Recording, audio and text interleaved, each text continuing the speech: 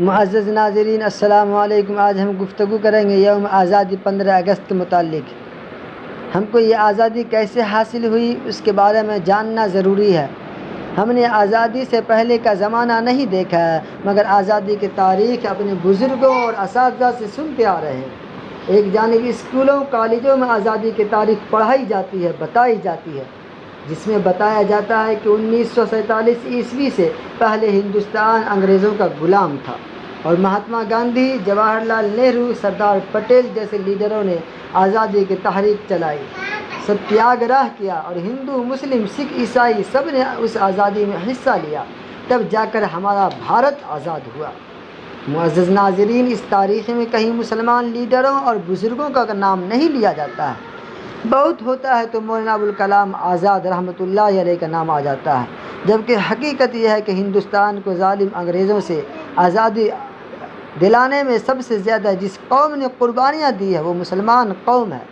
میں آپ کو بتا دوں کہ آزادی کے لیے انگریزوں کے خلاف سب سے پہلے جس سپوت نے تلوار اٹھائی وہ صوبہ بنگال کے نواب سراج الدولہ تھے۔ انہوں نے 1757 عیسوی میں پلاسی کے میدان میں انگریز فوج سے زبردست مقابلہ کیا تھا، لیکن ان کے وزیر اعظم میر جعفر نے غداری کی اور نواب سراج الدولہ شہید ہو گئے، ان کی فوج ہار گئی۔ پھر میسور کے سلطان ٹیپو رحمۃ اللہ علیہ نے ہر جگہ انگریزوں سے جم کر مقابلہ کیا اور ہر لڑائی میں انگریزوں کو ہرایا، لیکن آخری جنگ میں ان کے وزیر اعظم میر صادق نے غداری کی، جس کے نتیجے میں سلطان ٹیپو رحمۃ اللہ علیہ بھی 1799 عیسوی میں شہید ہو گئے۔ اس کے بعد علماء حق میں سب سے پہلے حضرت شاہ ولی اللہ محدث دہلوی رحمۃ اللہ علیہ نے جہاد حریت کا بغل بجایا۔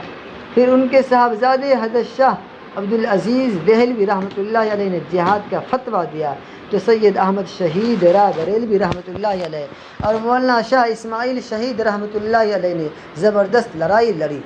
مسلمانوں نے کھل کر ان کا ساتھ دیا، لیکن 1831 عیسوی میں یہ حضرات بھی موجودہ پاکستان کے شہر بالاکوٹ میں شہید ہو گئے۔ پھر حضرت حاجی امداد اللہ مہاجر مکی رحمۃ اللہ علیہ، حضرت مولانا قاسم صاحب نانوتوی، حضرت مولانا رشید احمد صاحب گنگوئی، حضرت حافظ ضمیر شہید جیسے بزرگوں کی قیادت میں 1857 عیسوی کا انقلاب ہوا، لیکن اللہ نے ہندوستان کی قسمت میں ابھی بھی غلامی لکھی تھی، اسی لیے یہ انقلاب بھی ناکام ہو گیا اور انگریزوں نے مسلمان علماء کرام کو ہر جگہ سے پکڑ پکڑ کر پھانسی دینی شروع کی۔ 14,000 علماء کرام کو پھانسی دی گئی۔ تاریخوں میں آتا ہے کہ کوئی ایسا درخت نہیں جس پہ علماء کرام کا گردن نہ ہو۔ معزز ناظرین، کم سے کم 50,000 مسلمانوں کو قتل کیا گیا، لاکھوں کو بے گھر کیا گیا۔ میں آپ لوگوں کو مستند تاریخ کے اوراق سے لی گئی سچی کہانی سنا رہا ہوں، ایک لمبی تاریخ کو مختصر طور پر بیان کر رہا ہوں تاکہ ہم اپنے اسلاف کے کارناموں کو جان کر فخر سے کہیں ہندوستان کی سرزمین پر ہمارا پورا کا پورا حق ہے، یہ ہمارے بزرگوں کی امانت ہے۔ کسی شاعر نے کہا ہے، وہ قصے اور ہوں گے جن کو سن کر نیند آتی ہے، وہ قصے اور ہوں گے جن کو سن کر نیند آتی ہے، مگر سچی کہانی سے عمل بیدار ہوتا ہے۔ انقلاب 1857 عیسوی کے بعد 1866 عیسوی میں حضرت مولانا محمد قاسم نانوتوی رحمۃ اللہ علیہ اور ان کے احباب نے دارالعلوم دیوبند قائم کیا، جس کا مقصد یہ تھا کہ دارالعلوم دیوبند سے اسلام کے داعی اور آزادی کے سپاہی پیدا ہو۔ لہذا دارالعلوم دیوبند تحریک آزادی کا سب سے پہلا اور بڑا مرکز بن گیا۔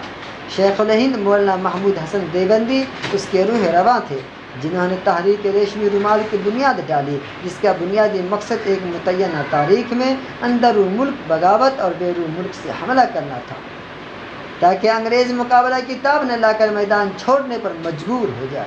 شیخ الاسلام حضرت مولانا حسین احمد مدنی، مولانا عبید اللہ سندھی رحمۃ اللہ علیہ اس تحریک میں اہم رول ادا کر رہے تھے۔